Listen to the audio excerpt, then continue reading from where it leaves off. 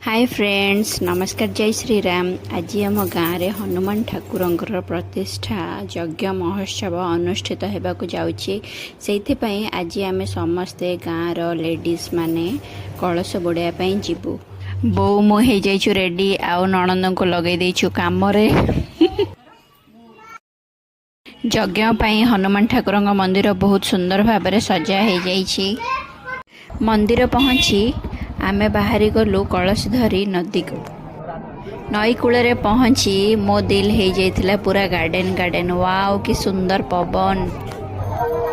भगवान का दयारू आजिर पाग बहुत ही बढ़िया थिला। पूजा कर्म सरिवा परे आमे भरी देथिलु कलश रे पानी।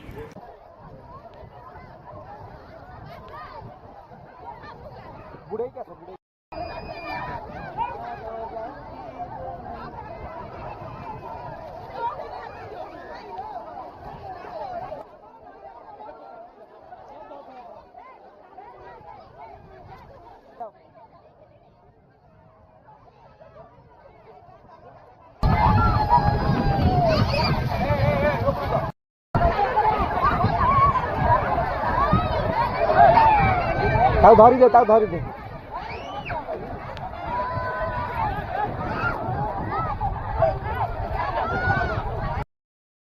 नदी रे गाधुआ पाधुआ सारी कलश रे पानी बुड़ेई आमे बाहरी गलु मंदिर अभिमुखे।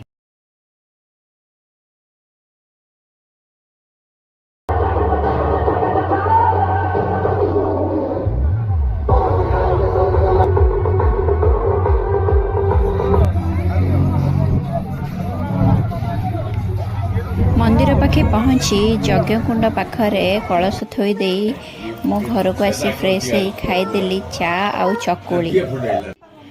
तापरे ए दी भाई भौणी प्रैक्टिस करुथिले ड्रामा डायलॉग।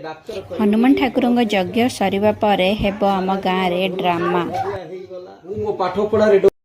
आमे चलिलु भोजी खाई। ये जो मोर तो नणंद मोर झिया मोर किछ प्रॉब्लम नहीं। ये सबडे बुझ चारियाडे बुलेबी, चतुर्दिग बुलेबी, झामु देखी, मेला देखी, गेलु कि किछ लाज पात घर झिया। आमे बसी गलु खाइबा पई। एबे जति का भाषा